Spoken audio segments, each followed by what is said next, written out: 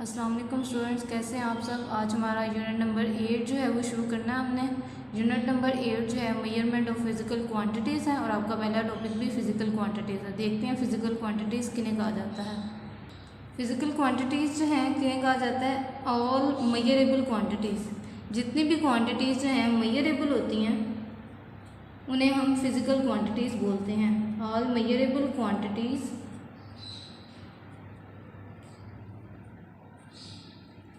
are called physical quantities। ये इसकी simple definition है, ठीक है। अब इसकी एग्जांपल अगर आप देखो फिजिकल क्वांटिटीज, अब कौन सी क्वांटिटीज मेजरेबल होती हैं, जैसे फोर्स है तो आप फोर्स की पैमाइश करते हो। इसी तरह से मैस है, आप किसी चीज़ का मैस जो है उसकी पैमाइश में लेकर आते हैं, मेजर करते हैं। टाइम आप जो है मेजर करते हो, ETC। इस तरह से जितनी भी क्वांटिटीज़ जो मेजरेबल होती हैं उनको जो है हम फिज़िकल क्वांटिटीज़ का नाम देते हैं। अब यहाँ पर आपने याद रखना है कि फ़िज़िकल क्वांटिटी जो है इसकी दो कैरेक्टरिस्टिक्स होती हैं। फिज़िकल क्वांटिटीज़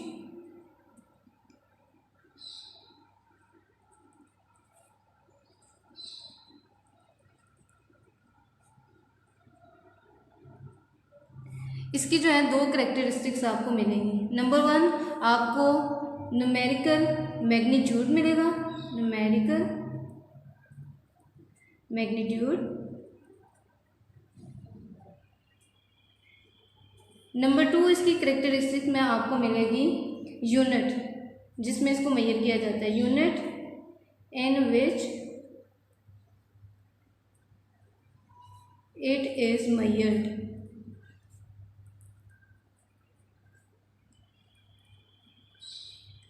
अच्छा, ये अब न्यूमेरिकल मैग्नीट्यूड और यूनिट क्या है। जैसे मैस है, हम कहते हैं 5 kg मैस है। एग्जांपल मैं आपको देती हूँ इसको समझाने के लिए। 5 kg mass of a sugar. अगर आप शुगर लेने जाते हो बाज़ार से, चीनी लेने जाते हो, तो आप कहते हो 5 किलो दे दें, 2 किलो दे दें, 1 किलो दे दें। ये जो फिगर आपने लिखा 5 kg, इसमें 5 क्या है, न्यूमेरिकल मैग्नीट्यूड है। आप बता रहे हो कि आपको कितनी न्यूमेरिकली जो है वो चाहिए। ये क्वांटिटी बताना जो है, स्टैंडर्ड बताना जो है वो लाजमी है। स्टैंडर्ड क्वांटिटी आप बताते हैं फिर ही आपको आपकी चीज़ जो है मिलती है। जबकि केजी क्या है, केजी उसका यूनिट है जिसमें आपने वो चीज़ लेनी है। अब वो आपको केजी में जब देगा तो मेजर करेगा इन केजी, नॉट इन ग्राम्स, ठीक है।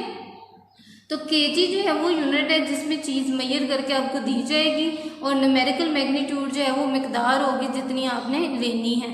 5 kg है, जैसे आप कह देते हो कि लेंथ जो है, मेरी हाइट जो है वो 105 सेंटीमीटर है, तो इसका मतलब 105 क्या है, आपका न्यूमेरिकल मैग्नीट्यूड है, और सेंटीमीटर क्या है, आपका लेंथ का यूनिट है, हाइट का यूनिट है कि आप कितने जो है वो लंबे हो। यूँ यूनिट ऑफ मेजरमेंट जो हैं उनको इस्तेमाल किया जाता है, और मैग्नीट्यूड जो है न्यूमेरिकल उसको लिया जाता है, और फिजिकल क्वांटिटीज़ जो हैं उनको मेजर कर दिया जाता है। यहाँ पर मैं लिख देती हूँ कैरेक्टरिस्टिक्स।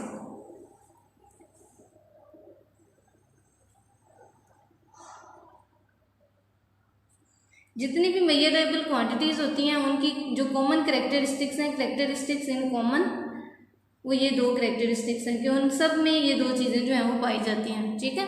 यूँ आपका फिजिकल क्वांटिटी का इंट्रोडक्शन जो है ख़त्म हो गया। अब मैं आपको मज़ीद बताती हूँ फिजिकल क्वांटिटीज़ के बारे में। आपकी जो फिजिकल क्वांटिटीज़ हैं ना, इनकी दो टाइप्स हैं। बुनियादी जो हैं फिजिकल क्वांटिटीज़ की दो टाइप्स हैं। Physical quantities types,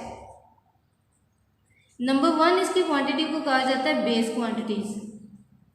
base quantities नाम से आइडिया हो रहा होगा, बुनियाद, जिन पर बुनियाद होती है, जो form the foundation of other quantities, उनको बेस क्वांटिटीज़ बोला जाता है। नंबर 2 जो है आपकी ड्राइव क्वांटिटीज़ होती हैं। ड्राइव वर्ड से भी पता चल रहा होगा, ओहस करता। जो बेस क्वांटिटीज़ में से क्वांटिटीज़ बनाई जाती हैं उन्हें ड्राइव क्वांटिटीज़ का नाम दिया जाता है। यूँ अगर डेफिनेशन करना चाहो बेस क्वांटिटी की तो आप इसको डिफाइन कर सकते हो, are the quantities, base quantities are the quantities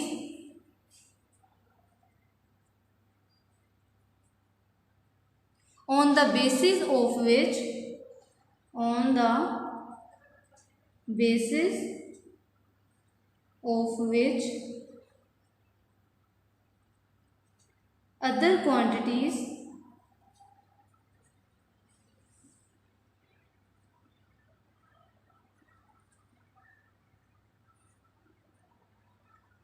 are expressed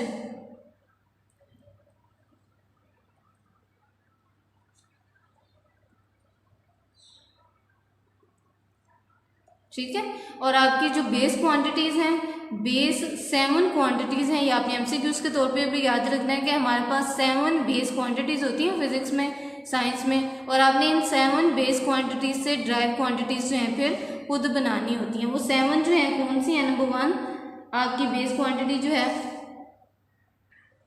number 1 आपकी लेंथ है, नंबर 1 आपकी लेंथ है,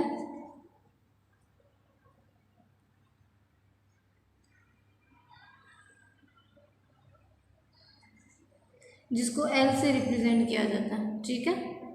और अगर इसका यूनिट देखो तो इसका यूनिट जो है, स्टैंडर्ड यूनिट इसका मीटर होता है। नंबर 2 जो है वो आपकी मैस है, जिसका सिंबल जो है वो एम है, और इसका स्टैंडर्ड यूनिट जो है वो किलोग्राम है, ठीक है। नंबर 3 पर आपको मिलेगी टाइम, और टाइम का सिंबल जो है वो स्मॉल टी है, और इसका यूनिट जो है वो स्टैंडर्ड यूनिट सेकंड है। नंबर 4 पर आपको मिल जाएगा इलेक्ट्रिक करंट,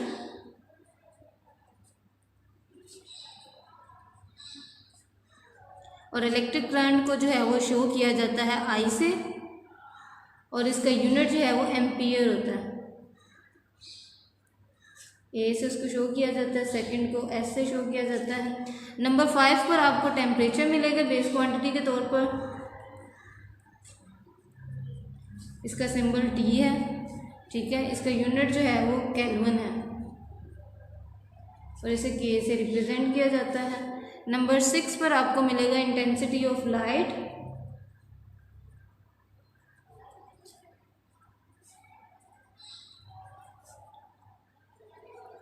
इसका सिंबल एल है, और इसको कैंडेला जो है वो यूनिट दिया जाता है और रिप्रेजेंट किया जाता है सी डी से। और नंबर 7 लास्ट पर जो है अब आपकी आती है amount of substance, amount of substance, और इसका सिंबल जो है वो एन होता है, और इसका यूनिट जो है वो मोल होता है, जिसको MOL से जो है वो रिप्रेजेंट किया जाता है। ये आपकी मेजर जो है फिजिकल क्वांटिटीज़ हैं, जहाँ बेस क्वांटिटीज़ हैं जिनसे ड्राइव की जाती हैं क्वांटिटीज़, और उनको ड्राइव क्वांटिटीज़ बोला जाता है। अब देखते हैं ड्राइव क्वांटिटीज़ की डेफिनेशन फिर क्या होगी। ड्राइव क्वांटिटीज़ को फिर हम डिफाइन कर सकते हैं,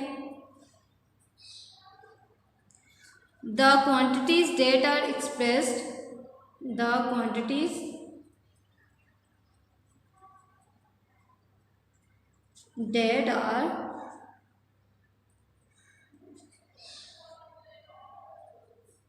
expressed in term of base quantities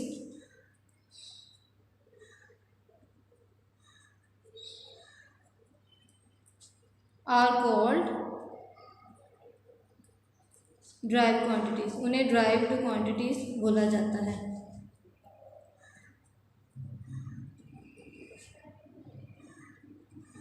ठीक है, इसकी एग्जांपल में आप कोई भी ड्राइव क्वांटिटी ले सकते हो, जैसे स्पीड, हम आमतौर पर कार की स्पीड वगैरह मेजर कर रहे होते हैं। स्पीड जो है इसका अगर आप सिंबल देखो तो स्पीड को v से रिप्रेजेंट किया जाता है, और अगर इसका यूनिट देखो तो मीटर फी सेकंड होता है इसका यूनिट। यानी आप लेंथ और टाइम जो है बेस क्वांटिटीज़ को कंबाइन करते हैं, आपके पास ड्राइव क्वांटिटी आती है स्पीड। इसी तरह से आपने फोर्स जो है पढ़ा था, फोर्स किलोग्राम पर मीटर स्क्वायर होता है, या उसको जो है न्यूटन कहा जाता है, ये भी ड्राइव क्वांटिटी से लिया जाता है। प्रेशर आपने पढ़ा था, प्रेशर का यूनिट आपने पढ़ा था पास्कल, न्यूटन मीटर पर स्क्वायर, तो वो भी जो है बेसिकली बेस क्वांटिटीज से ही ड्राइव किया जाता है। यूँ आपकी ड्राइव क्वांटिटीज़ जो हैं वो बेस क्वांटिटीज़ से ही ड्राइव करके बनाई जाती हैं। फिजिकल क्वांटिटीज़ की ये दो प्रॉपर्टीज़ थी। टाइप्स थी मेजर जो आपने याद रखनी है ताकि आपको सारा इंट्रोडक्शन जो है वो समझ में आ सके।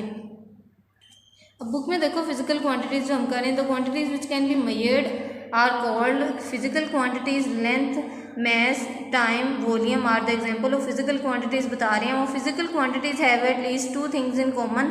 अभी मैंने आपको बताया एक साइज या मैग्नीट्यूड होता है और दूसरा यूनिट होता है जिसमें मेजर करना आता है। जैसे हमने ब्रिक बताना है कि हमें ब्रिक जो है उसको बयान करने के लिए कहा जाता है, तो हम बताते हैं ब्रिक की लेंथ इतनी है, उसकी विड्थ इतनी है, उसकी हाइट इतनी है, उसका मैस जो है वो इतना है। तो ये सारा जो है बेसिकली हम करेक्टरिस्टिक्स बता रहे होते हैं, न्यूमेरिकल मैग्नीट्यूड बता रहे होते हैं और उसका यूनिट बता रहे होते हैं। These are called physical quantities. तो इनको फिजिकल क्वांटिटी कहा जाता है।